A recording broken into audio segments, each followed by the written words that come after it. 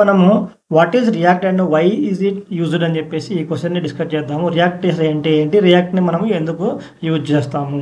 React is a JavaScript library. ఇది ఒక JavaScript library. ఎందుకంటే జావాస్క్రిప్ట్లో మనకి లైబ్రరీస్ ఉంటాయి, ఫ్రేమ్వర్క్స్ ఉంటాయి అనమాట. కానీ రియాక్ట్ అనేది లైబ్రరీ, యాంగులర్ అనేది ఫ్రేమ్వర్క్.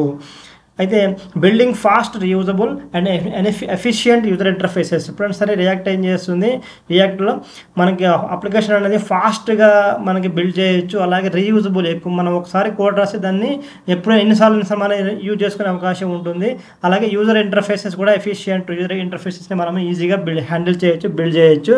అలాగే కంపోనెంట్ బేస్డ్ ఆర్కిటెక్చర్ని కలిగి ఉంటుంది. అంటే కంపోనెంట్ బేస్డ్ అంటే మనకి ఒక పేజ్ని మనము పీసెస్గా చేస్తాం అనమాట. అంటే హెడర్ ఒకటి, ఫుటర్ ఒకటి, అలాగే నావిగేషన్ ఒకటి, ఇలాగ మొత్తం డిఫరెంట్ పీసెస్ చేసి మొత్తాన్ని ఏం చేస్తాం, మనము మిక్స్ చేస్తాం అనమాట. Using component based architecture and virtual dome అనేది ఏంటంటే మనకి డైరెక్ట్గా డోమ్లో మనం చేంజెస్ అనేవి జరగకుండా ఫస్ట్ వర్చువల్ డోమ్లో చేసిన తర్వాత రియాక్ట్ ఏం చేస్తుంది, మెయిన్ డోమ్లోకి ఇది మూవ్ చేస్తుంది అనమాట.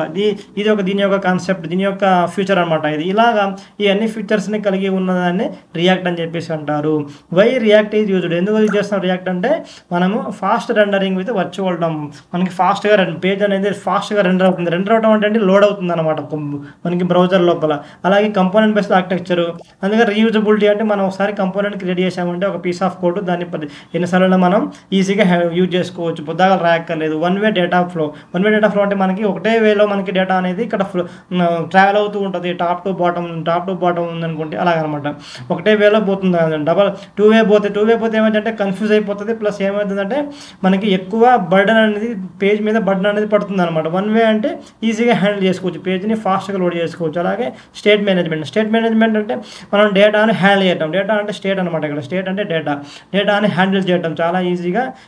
మనకి పేజ్ అప్లికేషన్ మొత్తాన్ని కూడా ఒక చోట డేటాని పెట్టేసి దాన్ని మన అప్లికేషన్ మొత్తాన్ని కూడా ఈజీగా యూజ్ చేసుకోవచ్చు. అంటే పొద్దాకల డేటాని మనము డిఫరెంట్ కంపోనెంట్లో మనం స్టేట్ క్రియేట్ చేయగలం. ఒకసారి క్రియేట్ చేసి దాన్ని అప్లికేషన్ మొత్తాన్ని హోల్ అప్లికేషన్ మొత్తాన్ని కూడా ఈజీగా హ్యాండిల్ చేసుకోవచ్చు. Easy to maintain and scale large applications. అంటే మనకి మెయింటైన్ చేయాలన్నా, పెద్ద అప్లికేషన్ మెయింటైన్ చేయాలన్నా చాలా ఈజీగా ఉంటుంది. కాబట్టి react supports cross platform development with react native. Cross platform development అంటే మనకి మొబైల్స్ కానివ్వండి, అలాగే different platforms, different operating systems కానివ్వండి, అన్నిటికీ కూడా ఇది మనకి సపోర్ట్ చేస్తుంది. మొబైల్కి రియాక్ట్ నేటివ్ అని చెప్పేసి, అలాగే iOS అన్నిటికి కూడా ఇది, అన్ని ప్లాట్ఫామ్స్ కూడా ఇది సపోర్ట్ చేస్తుంది. కాబట్టి చాలా important concept, important technology react. Present మనకి మార్కెట్లో చాలా టాప్ పొజిషన్లో ఉన్న టెక్నాలజీ అనమాట.